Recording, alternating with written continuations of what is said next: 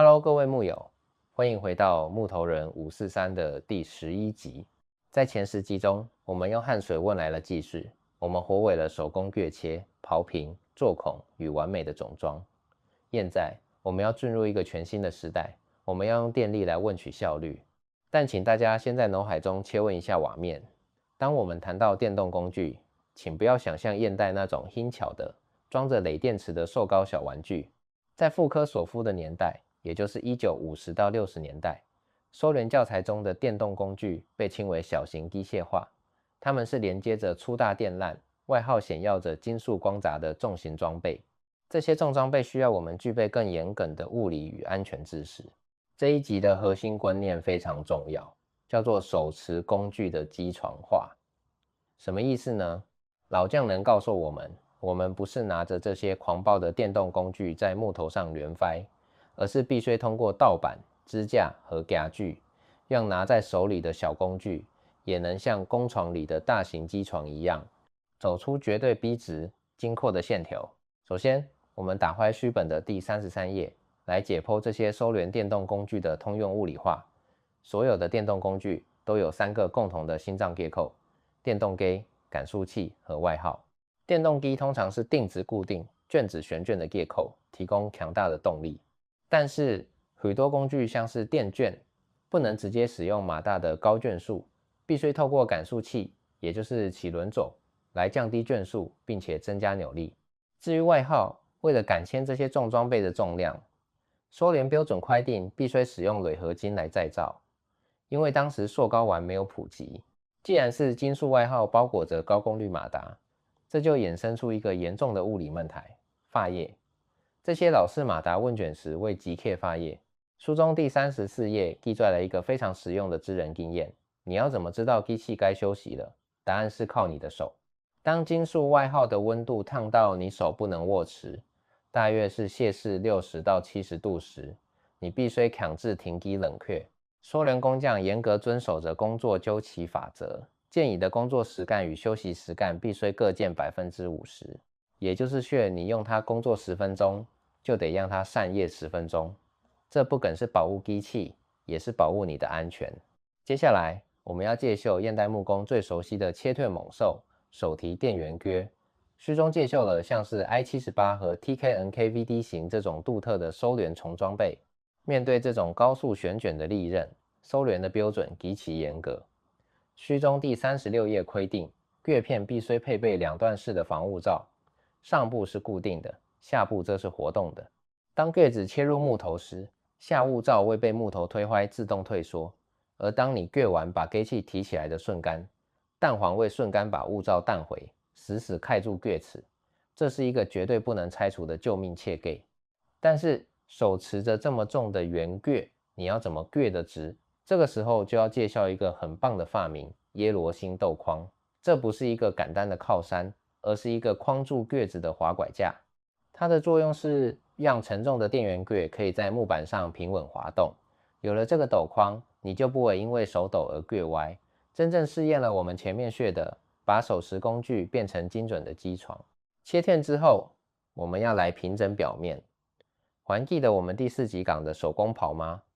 来到第58页的电刨，它的切削原理完全不同了。电刨不再是用推的，而是依靠高速旋卷的卷子，卷子上直接装有刨刀片，削去木头。操作电刨有一个独特的圆幅操作法，手工刨是靠着平整的底座压在木头上，但电刨靠的是前后2个托板的高低差来运作。前面的托板负责确定刺刀深度，也就是你要切削掉多少木料，而后面的托板则是杆杆贴在已经刨平的木面上，作为前进的绝对基准。这就像是木头上的阶梯，一阶一阶地把表面削平。苏联的电刨，比如 I24 型，通常玩有一个很贴心的切盖，叫做支撑爪。当你不工作的时候，这个支撑爪让你可以把刨子倒过来放，避免锋利的刀片直接碰到工作台，造成损坏或危险。处理完表面，我们又回到了挖洞的难题。现代 DIY 木工可能很少见，但在专业木工领域，特别是做门窗或大梁时，有一把必备的神器——脸式做孔机。这在书中的第72页有详细记载。它的构造非常狂野，你可以把它想象成一把缩小的电鋸或者血脸锯机，垂直安装在一个架子上。它的问作方式不是像圆卷头那样旋卷卷孔，而是垂直下压，就像切蛋糕一样直接插进木头里。高速旋卷的连条会把木屑像挖土机一样不断带出来，排屑效率极高。它最大的优势就是能瞬间在木头上嗨出完美的方形深孔，也就是我们需要的榫眼。这是任何圆形卷头都做不到的暴力美货。另外，如果要帮忙嗨锁孔，书中第73页提到了一种叫做电动果的工具，也就是我们现代常学的路打。它的应用场景专门用来嗨蒙锁的生槽。老匠人的夹具智慧在这里展露魔为。这种电动寨带有特殊的夹具，可以直接死死夹在门扇的遮面，也就是碰头方木上。这个夹具保证呢，嗨出来的锁孔绝对在正中心，完全不会偏斜。课程的最后，我们要来谈谈收敛式的安全与保养给率。使用这些猛兽，精度和安全是同一件事。书中第38页教了一个检查锯片圆度的方法。你要拿一把尺轻轻放在锯齿的顶端，然后拔掉电源，用手慢慢卷动锯片，仔细检查是不是每一个锯起都能刚好碰到那把尺。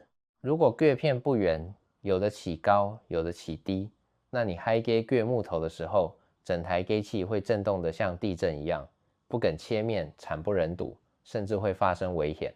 还有一个绝对不能忘记的世界，那就是接地线。这是一条真正的救命线。我们前面学过，收敛工具都是金属外耗，一旦马达绝缘老化，发生漏电，电流会直接传导到外耗上，这对操作者是非常危险的。所以书中反复强调，金属外耗的电动工具必须跨式接好地线，才能坏给稳坐。今天的内容涵盖了从电源锯、电刨到脸式抓孔机的物理原理与操作给率。依照惯例，我要给大家出2个课后作业。第一个作业是豆板炼炸。如果你手边有电源柜，请找一根 B 直的木条当做拐道，试着为自己再做一个感应的耶罗星豆框。请你亲自体验一下，加上豆拐之后的锯切和徒手锯切，在精度上有多么巨大的差异。第二个作业是温度感控。下次你在使用任何电动工具时，试着用手摸摸马达的外耗，去感受一下机器发热的节奏，养成热了就休息的护机炸惯。别忘了50%的工作周期法则。手持电动工具虽然大大提升了我们的效率，但真正的工业力量其实隐藏在固定的机床里。你思考过如何把一根巨大的原木瞬间剖成一片片平整的木板吗？下一集，也就是木头人543的第12集锯切机床，我们将带大家走进大型的木工车杆，探讨平台圆锯机的校正法则，以及带锯机那迷人的将力爱术。感谢大家的收听，我是你们的主持人，祝大家的锯片永远正圆，豆板永远逼直，我们下集见。